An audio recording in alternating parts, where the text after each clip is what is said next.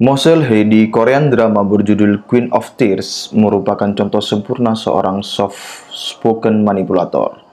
Apa itu soft-spoken manipulator? Soft-spoken manipulator adalah orang yang memanipulasi orang lain dengan menampilkan gaya bicara dan perilaku yang halus, lembut, dan baik, hingga orang percaya, bersimpati, lantas rela melakukan apa saja buatnya. Padahal, sebenarnya menjadi kalem dan baik merupakan trik dan intrik untuk menciptakan situasi di mana Anda bisa dimanfaatkan dan ditipu olehnya. Permainan mereka sangat halus sehingga sulit diidentifikasi, dan orang yang mengenali operasi manipulasinya akan ditentang pihak lain yang telah tertanam keyakinan padanya bahwa dia orang yang baik, karenanya tidak mungkin dia melakukan hal yang buruk. Hari ini kita akan membahas sedikit atau beberapa bagian mengenai soft-spoken manipulator. Meminjam formulasi Carl Jung, yaitu persona. Persona is the social face the individual presented to the world, a kind of mask designed on the one hand to make a definite impression upon others, and on the other, to conceal the true nature of the individual. Sederhananya, persona adalah sebuah topeng atau wajah yang dipakai ketika menghadapi publik, sementara yang asli disembunyikan di baliknya. Sebagaimana peristilahannya, soft-spoken manipulator menggunakan persona atau topeng berkepribadian lembut dengan gaya bicara suara halus, lembut, nada rendah atau sedang, tidak berteriak-teriak lantang melengking, tidak menggunakan cara yang kasar atau terang-terangan. Dia menggunakan covert communication, di mana merupakan cara untuk menurunkan daya kritis dan kewaspadaan berpikir Anda. Lower your guard down. Lalu ketika kewaspadaan Anda menurun, Anda berada di keadaan psikis yang sangat rileks dan sangat mempercayainya. Ia kemudian memasukkan atau menyisipkan pesan-pesan manipulasinya, propagandanya, atau doktrinnya. Kalau yang kasar, yang bukan soft-spoken manipulator, mereka juga sama-sama manipulator tapi bukan soft-spoken manipulator. Anda bisa melihat Bahar bin Smith, Rizik Syihab, Hanif Alatas, dan gerombolannya sebagai contoh yang populer. Satu lagi contoh lain yang kasar adalah Habib yang berceramah tidak perlu mengaji, cukup cintai Habib. Ini adalah fardu. Ingat, fardu. Bukan senang.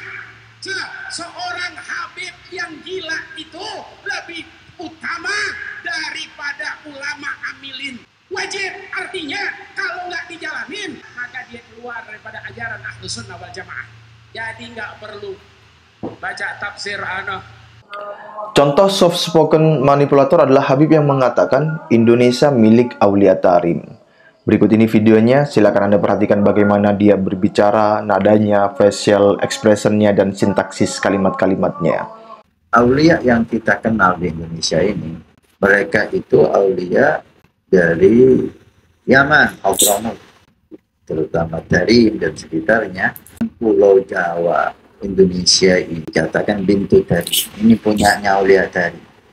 Kita pernah dengar dari para salihin bahwa Indonesia ini milik Aulia Tarim.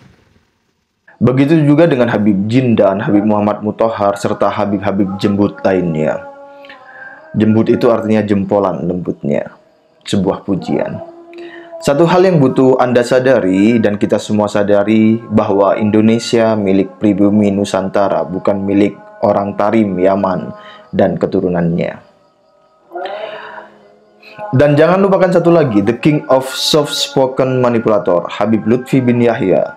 Bagaimana perjalanan proses dia mengubah dan memanipulasi identitas makam Mbah Keramat Jati menjadi Habib Hasan bin Toha bin Yahya, kemudian diubah lagi menjadi atau ditempelkan nama menjadi KRT Sumodiningrat. Lalu membuat haul, mengundang orang banyak, pejabat, dan dia berceramah bahwa makam ini adalah Habib Hasan bin Toha bin Yahya, yang juga nama lainnya adalah KRT Sumodiningrat. Dan audiens yang hadir serta bahkan Pemda Semarang mengangguki begitu saja. Padahal yang dilakukannya adalah kejahatan sejarah dan mengarah pada etnosida. Habib Hasan bukan orang fisik, karena masih pernah keponakan oleh Haji Sultan dan beliau yang terakhir menetap Kiai Keramat Jati itu terus sekarang Habib Hasan bin Yahya atau Habib Hasan bin Yahya itu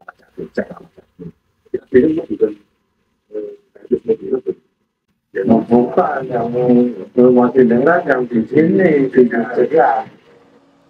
Mengapa bisa begitu? Karena konfigurasi situasi yang direncanakan berhasil dibentuk supaya orang percaya begitu saja kepadanya dan yakin bahwa dia tidak mungkin sejahat dan selicik itu. Dan saya lihat hampir seluruh member klan Habib terlatih dan fasih memanipulasi pikiran, persepsi, dan mental orang lain, termasuk yang bocil-bocil. Maka waspadailah, lindungi keluargamu dari manipulasi jahat mereka.